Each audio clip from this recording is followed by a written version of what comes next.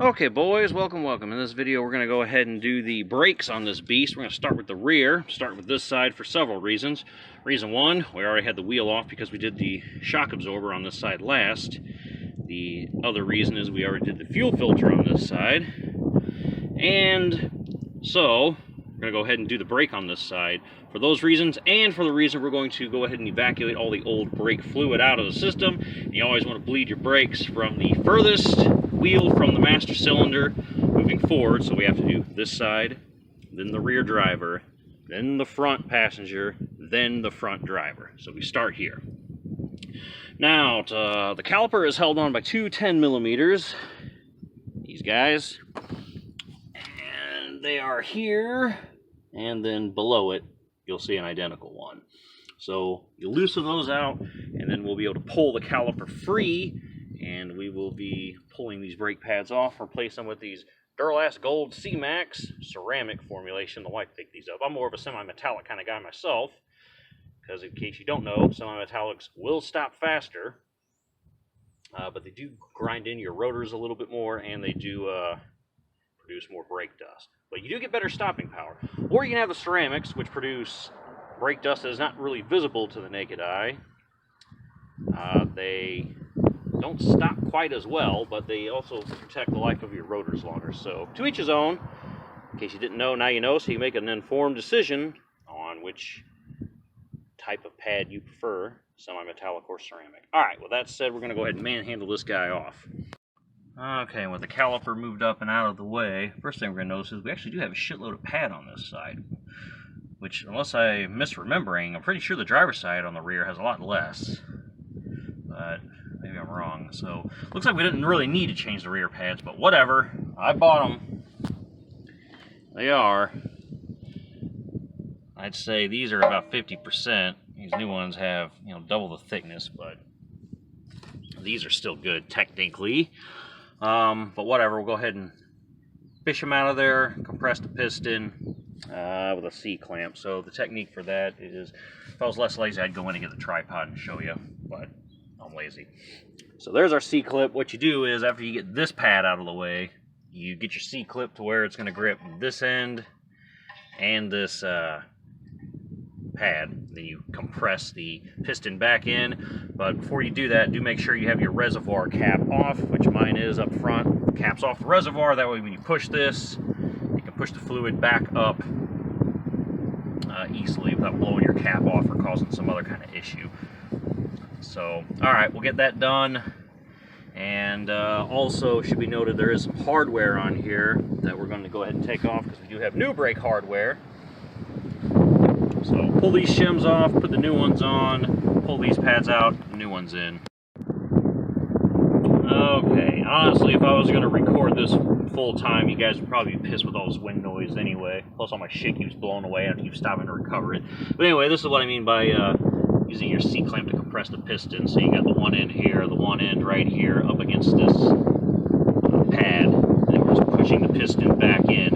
We do have the cap off the reservoir up front, so that way this can be easily pushed back, and then the fluid can fill back up into the reservoir unobstructed. So we'll just compress that until it's done.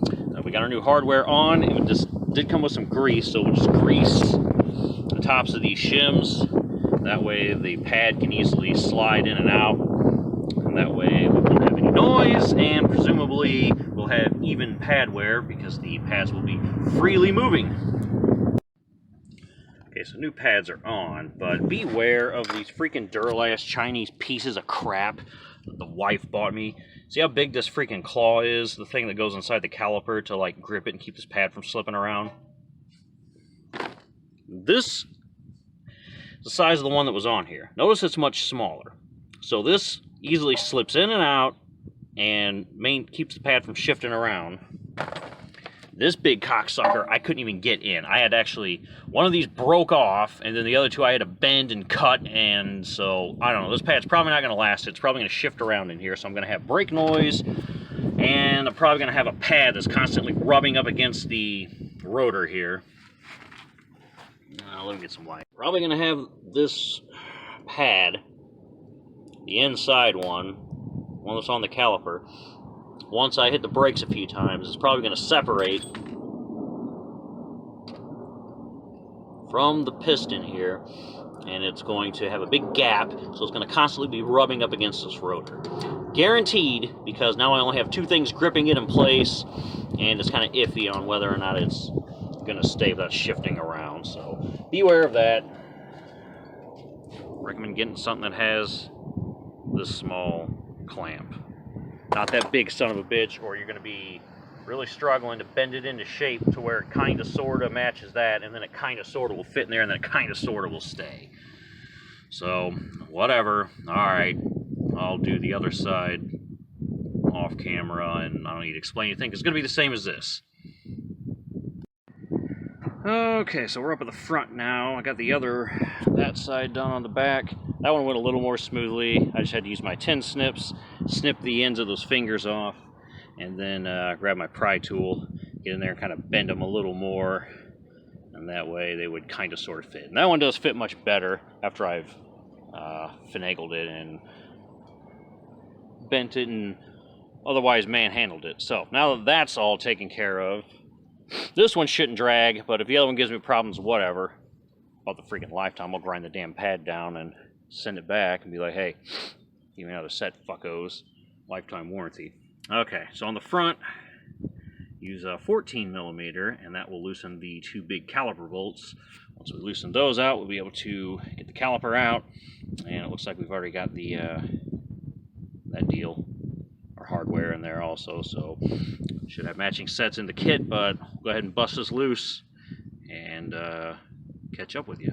Okay, so if it spins too freely, just note on the inside of the caliper here, there's this thing that you can get a wrench around and hold that in place while you loosen with your 14. Now this is the size of the bolt that came out the bottom, and I was like, oh shit, I snapped it off. Son of a bitch. But then this one came out of the top too? Are these things supposed to be that short? The 10 millimeter ones were significantly longer in the back. So either I snapped them both off, or these 14s are incredibly tiny. So I don't know about all that. I mean, technically I can thread it in here, and it'll go in here, and it'll stay in here. I don't know if I can. I mean, I can't fit in here. Maybe you guys can. Let me see.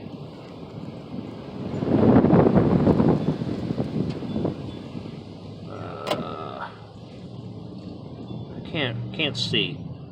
I think I snapped a fucking bolt off in there. What about this side? Let's way the fuck over here. I see. I don't know.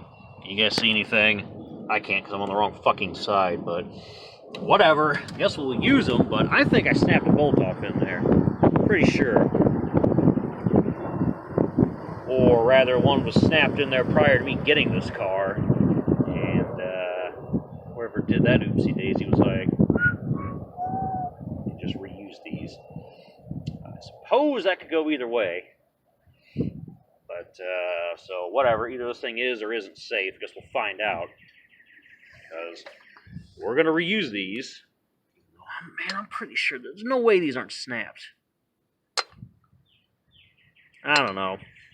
Alright, whatever. So the caliper's out of the way. We'll just pry these pads out of here. And so we got some hardware here up the top, and inside here it looks like got a little bit of hardware up ahead of the two pistons. So alright, we'll compress the pistons and replace our hardware and replace our pads and reuse these questionable bolts. Alright, so back together. There's three pieces of hardware. One at the top, bottom, and then a nice new shiny one in the middle. So this is what's on the top and the bottom. Same piece. And then what I do with that ugly, here it is. It's the one that goes in the middle of the caliper there. So it kind of clamps on there. Like that. Pads, these pads are roached. back ones were still at 50%. These are like danger. Gone. No good. So those are roached. Replace those not a moment too soon. Could have gone a while on the back ones. So these pads are both the same, unlike the ones for the back where the part that goes in the piston have those little thingies that hold it in place. Those little fingers. No fingers on either of these, none of them. So just slap the pads in there, put their back on, and then we tightened our 14 mils on the back, and so we didn't go crazy with them. I don't know, maybe they're not snapped in half. I don't know, I'll have to go back and review the footage, see if there's anything in there that looks like a broken bolt, but I don't know. Just don't go crazy with them. If they are snapped, I suspect what happened is whoever replaced these before me went freaking ape shit with a torque and just snapped it and was like oopsie daisy and then left it. I don't know. That's the story I'm going with, but maybe they are that short. I don't know. But they're in now. This thing's secure, not moving, not going anywhere, so move on to the other side. Okay, and this is this side with the metal clips and everything out of the way, and the pads, which are equally just a shot. I don't suppose you have to, but I do use a metal bristle brush here to kind of clean where those new shims are going to go. And it does come with the grease, so we'll go ahead and grease up the shims and install them.